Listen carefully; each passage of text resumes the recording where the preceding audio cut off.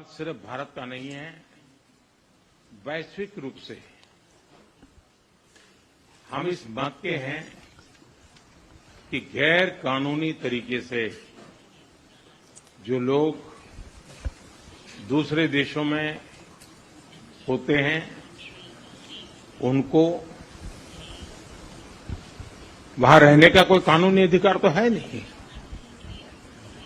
जहां तक भारत और अमेरिका का सवाल है, हमने हमेशा कहा है कि जो वेरीफाइड होगा, कि जो सच्चे अर्थ में भारत का ही नागरिक होगा, वो अगर अमेरिका में गैर कानूनी तरीके से रहता है तो उसको वापस लेने के लिए भारत तैयार है।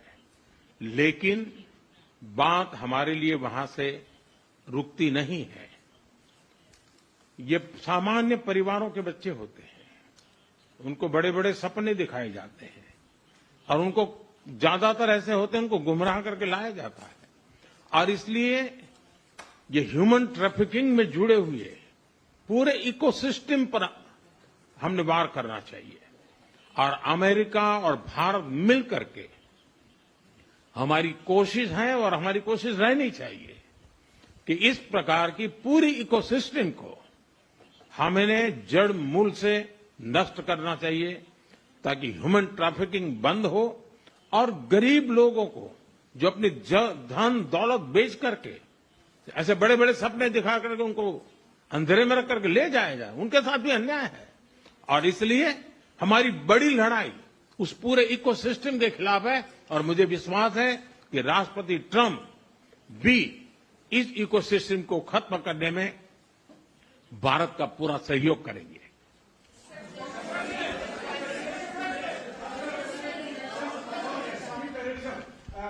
Thank you, Mr. President. A question for the Prime Minister Modi first, if I may. I wanted to ask you, did you discuss any possible business deals with Elon Musk during your meetings today, Mr. Prime Minister? And Mr. President, I wanted to ask you, today you spoke about hoping to have three-way talks with President Xi and President Putin. What would you say to European leaders and other allies who may be concerned that you're apparently more keen to speak to America's adversaries than to its allies? Thank you. Well, maybe I'll just go in first on this one. We had some talks, and we told the European Union, we told the NATO people, largely they overlap, you have to pay more money because it's unfair what we're doing. We're doing a tremendous amount more. We're probably $200 billion more going into Ukraine, using for Ukraine to fight. And Europe has not really carried its weight in terms of the money. It's not equitable. And we want to see a counterbalance. We want to have them put up more money. They have to do that. At the same time, we had a very good conversation with President Putin yesterday, and we also had a very good conversation. I did in both cases, with President Zelensky. And I think we're going to be able to do something. I think we're going to be able to make a deal. And I hope so, because it's a horrible war. It's a very terrible, bloody war with 1.5 million soldiers at least already dead on the battlefield, lying all over the fields like nobody's ever seen anything like it, certainly since the Second World War. And so I think we're going to be able to do something. We're working with President Zelensky and with President Putin. And my impression is that I know that President Zelensky wants to make a deal. And I also feel that I know that President Putin wants to make a deal. I wanted to know that before I began any detailed discussions. But the meeting and the conversation, also the meeting with Steve Witkoff in Moscow, was a very successful one. And my phone call with him was a very successful one. Please. ऐसा है कि आपने Elon Musk के लिए पूछा है। देखिए, मेरा उनका बहुत पुराना परिचय रहा है। मैं प्रधानमंत्री भी नहीं था जब मैं मुख्यमंत्री था, तब से मेरा उनका परिचय है। और आज वो एक पूरे परिवार के साथ, बच्चों के साथ मिलने के लिए आए थे और स्वाभाविक है कि एक पारिवारिक वातावरण में उनके साथ मेरी गपगोष्ठी हुई है। जहां तक डील का सवाल है, आपने जो प्रश्न पूछा है, मैं समझता हूं पूरी दुनिया में डील शब्द का कॉपीराइट एक ही व्यक्ति का है, और उस व्यक्ति का नाम है Trump.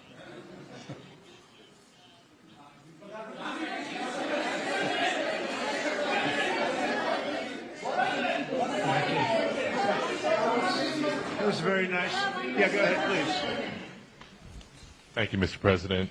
Can I ask whether you discussed at all today the case of Gautam Adani, who's one of the wealthiest men in Asia and perceived as an ally of Prime Minister Modi? Prime Minister Modi, have you asked the President to take action on that case? Thank you. पहली बात है, भारत एक लोकतांत्रिक देश है और हमारे संस्कार, हमारी संस्कृति वसुधैव कुटुंबकम की है। हम पूरे विश्व को अपना एक परिवार मानते हैं। हर भारतीय को मैं अपना मानता हूं। दूसरी बात है, ऐसे व्यक्तिगत मामलों के लिए दो देश के मुखिया न मिलते हैं, न बैठते हैं, न बात करते हैं। If you look at what has taken place under President Bush, they lost a lot. Under President Obama, they lost Crimea. Under Biden, it looks like they could lose the whole thing. Under Trump, they lost nothing. Ukraine lost nothing. They didn't give up anything. And you take a look at the other three presidents surrounding me, they gave up a lot. I think that when you look at Ukraine and when you look at the mess that they're in, it's got to be ended and it's got to be stopped. Now, Russia's taken over a pretty big chunk of territory, and they also have said from day one, long before President Putin, they've said they cannot have Ukraine be in NATO. They said that very strongly. I actually think that that was the thing that caused the start of the war, and Biden said it, and Zelensky said it, and I think that was one of the reasons, one of the starts of the war. But from long before Putin, they said you cannot have Ukraine going in any way into NATO.